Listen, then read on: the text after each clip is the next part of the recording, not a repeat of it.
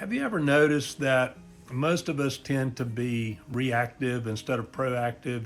Thinking back to my years as a co-pilot, when I wasn't in charge, when I was the co-pilot, a lot of times I wasn't thinking like the pilot would think. I was leaning on their expertise, on their ability to be able to get us where we needed to go and to handle any situations that might come up. Years later, as I progressed, I began to think more like the pilot in command.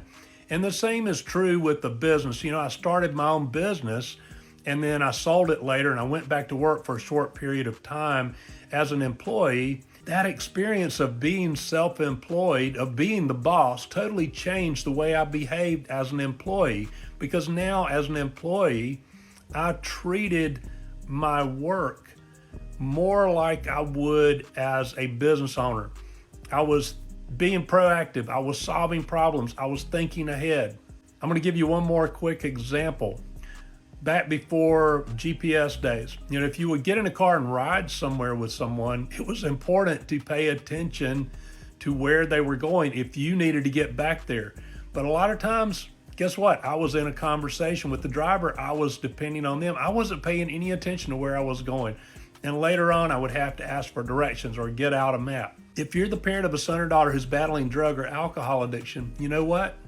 As long as you're doing things for them that they could be and should be doing for themselves, and I'm talking about older children, like into their late teens or young adults or even older adults, they're going to sort of coast. They're going to sort of kick their brain out of gear, and they're not going to think proactively. They're not going to solve problems that you and I are used to solving as an adult until they're put in the situation where they have to solve the problems. That is why it's so important for you to stop rescuing, stop enabling, allow them to feel the pain of their mistakes and to make corrections and to solve problems, to learn how to solve problems.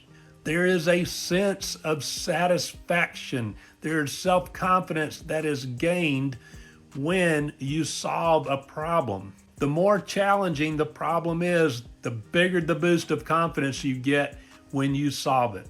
Allow your adult child to solve their own problems.